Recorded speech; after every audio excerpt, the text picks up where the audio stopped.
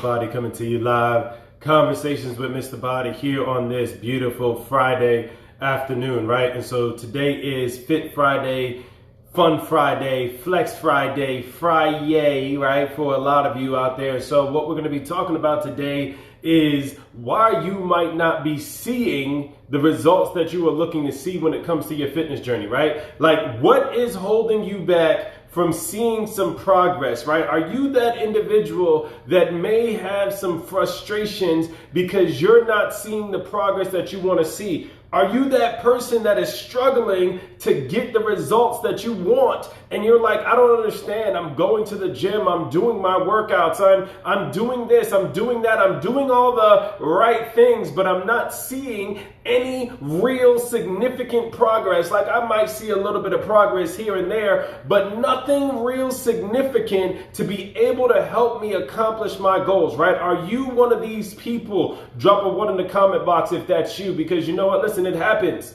It happens if that's the case, but I'm going to give you some things to pay attention to as to why you might be in this situation that you're in. Some of the things that might be keeping you from seeing the progress that you want to see. Some of the reasons why you might not be getting the at-will results that you are looking to create, because there are some things within your journey, within your structure, within your program that are in misalignment with creating results. Right? And so let's talk about it. Let's talk about when you're actually in the gym, right? You're actually in the gym. What are you doing?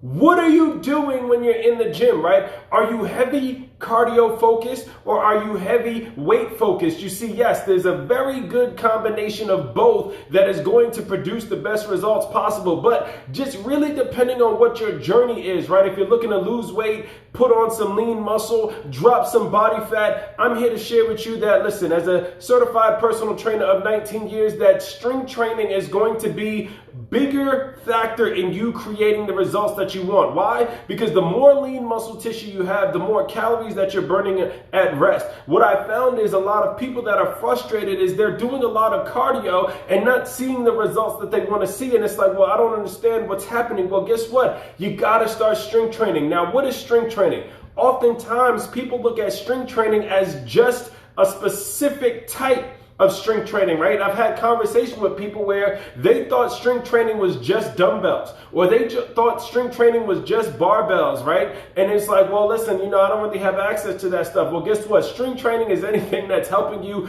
build your strength, right? So it can even be body weighted. It can be kettlebells. It could be resistance bands. It could be machines. All of those things are in the realm of strength training. So you want to start incorporating strength training into your fitness routine. Right? Now, how do you figure that out? Well, listen, it really just depends on your goals, but here's one of the base foundations that you want to make sure that you have. You want to make sure that you're hitting every single muscle group at least one time per week. Right? So that means that, listen, I tell you, there's like 7 areas that I always tell people, like, that is your base that you can focus on, right? You got your chest, you got your back, you got your biceps, you got your triceps, you got your legs, you got your shoulders, you got your abs, right? Those are your 7 areas that you want to make sure that you're at least hitting one time per week. Now, if you got specific areas of your body that you want to change a little bit more, that's when you start working those particular muscle groups, maybe twice a week, maybe 3 times a week, understanding that you at least need 24 hours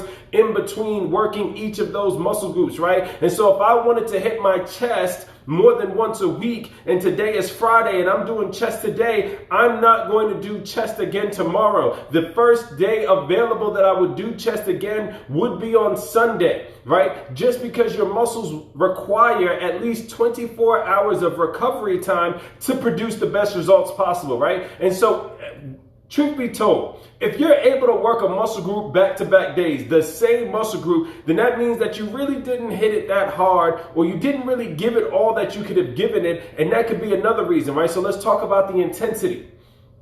Intensity plays a key role in you producing some new results. I see a lot of people in the gym, and I've had conversations with a lot of potential clients and clients of mine that go to the gym and they're not creating some intensity and efficiency in their workouts, right? You're just going through the motions because you want to make sure that you're working out, because working out's what's going to produce the results. But you also got to understand that there is a level of requirement of intensity that your muscles need in order to produce results, right? And so the easiest example that I use, let's say if you're doing some curls and you're sitting there stuck with these 5-pound dumbbells that you could probably throw across the gym, right? But you're like, I'm getting in this workout. Well, guess what? You're really not. You're moving.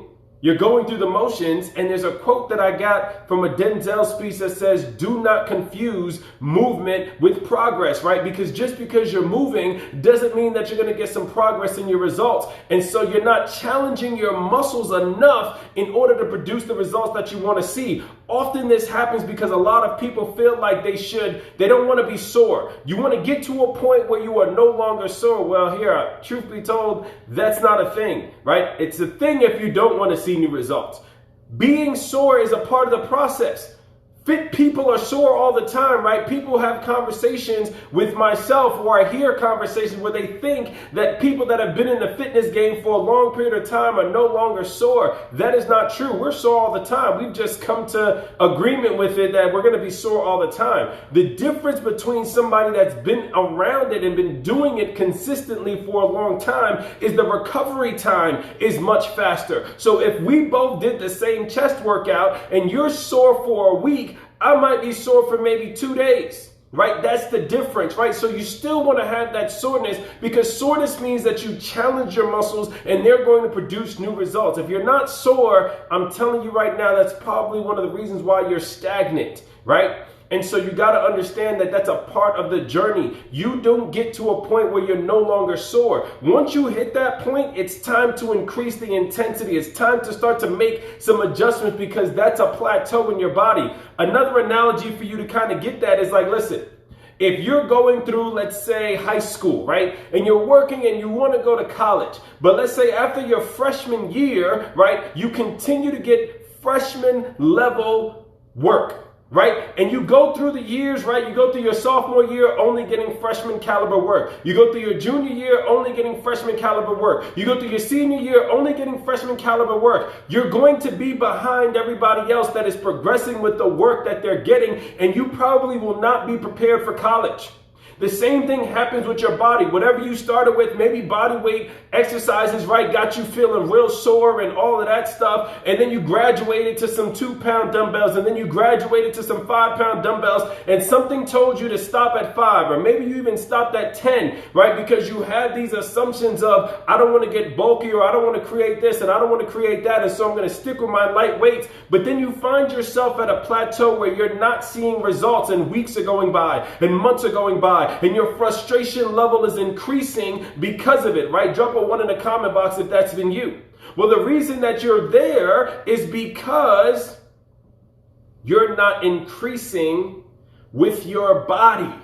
Just as in school, as you graduate from grade to grade, the level and the caliber of work increases to continue to challenge your mind. And so as you continue to make progress along your fitness journey, the level of exercise, the weights that you're using, the intensity of it all has to graduate as your body graduates and progresses. And so if you're not doing that, that's one of the reasons why you are not seeing what you want to see, or you stop seeing the results that you were seeing when you first got started, because you have not graduated or promoted what you're doing.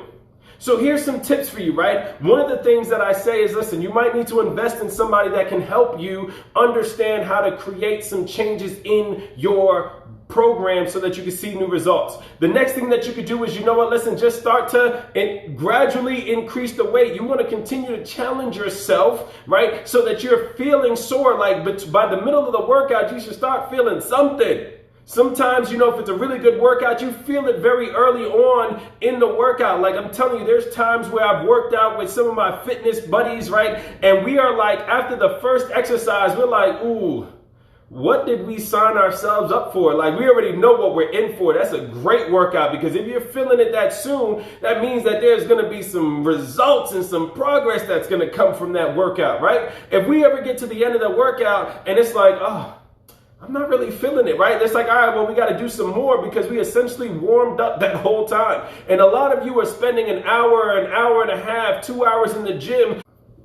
Sorry about that, right? So some of you are spending an hour or 2 hours in the gym literally warming up the entire time, right? Warming up the entire time. Why? Because you're not progressing in the challenges of your muscles. And so that's holding you back, right? And so you want to pay attention. Am I gradually increasing the weights, or have I been using the same weights for each exercises for the past 3, 4, 5, 6 months, right? Here's something else for you, right? A tip.